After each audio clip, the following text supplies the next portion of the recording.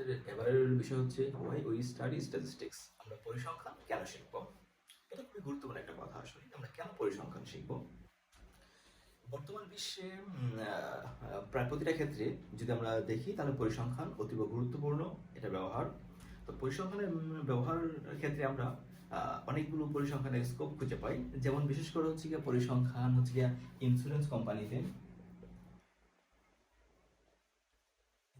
Insurance company হচ্ছে medical সেক্টরে হচ্ছে আমার পরিসংখ্যানটা ইউজ করা হয়। মেডিকেল সেক্টরে তারপর হচ্ছে গিয়ে স্টেট আমাদের রাষ্ট্র পরিচালনার ক্ষেত্রে আমরা এটা ইউজ করে থাকি। স্টেট বা কান্ট্রি রাষ্ট্র পরিচালনার ক্ষেত্রে আমরা এটা ইউজ করে থাকি। কৃষিক্ষেত্রে আমরা এটা ইউজ করে থাকি। তারপর হচ্ছে গিয়া ব্যবসা বাণিজ্যের ক্ষেত্রে আমরা এটা ইউজ করে থাকি। পরিসংখ্যানে খুবই ইউজ হয়ে থাকে। তারপর হচ্ছে ব্যাংকিং সেক্টর বা যে কোনো আর্থিক প্রতিষ্ঠানে আসলে পরিসংখ্যান খুবই খুবই গুরুত্বপূর্ণ একটা বিষয় এটার জন্য।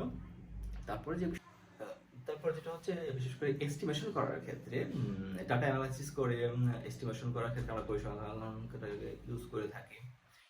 যেমন হচ্ছে গিয়ে কোন একটা দেশের পার ক্যাপিটা ইনকাম কেমন হবে, সে দেশের দারিদ্র্যের হার কেমন, তারপর হচ্ছে গিয়ে সেই দেশের জিডিপি রেট কেমন, এই বিভিন্ন বিষয়গুলো এস্টিমেট করার জন্য বা সেগুলো এর জন্য পরিসংখ্যান খুবই গুরুত্বপূর্ণ বিষয় হয়ে দাঁড়িয়েছে।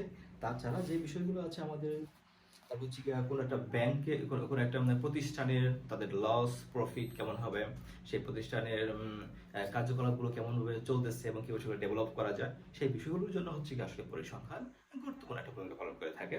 তাছাড়া আমরা আরও যে বিষয়গুলো করতে পারি যে কোনো একটা দেশের হচ্ছে মৃত্যু হার কেমন, সে দেশের বার্থ রেটটা কেমন, সে দেশের হচ্ছে গিয়া ডিপেন্ডেন্সি যে পপুলেশনটা আছে সেটা রেট কেমন, এই বিষয়গুলো নিয়ে আসলে পরিসংখ্যান খুবই গুরুত্বপূর্ণ একটা ভূমিকা পালন করে থাকে।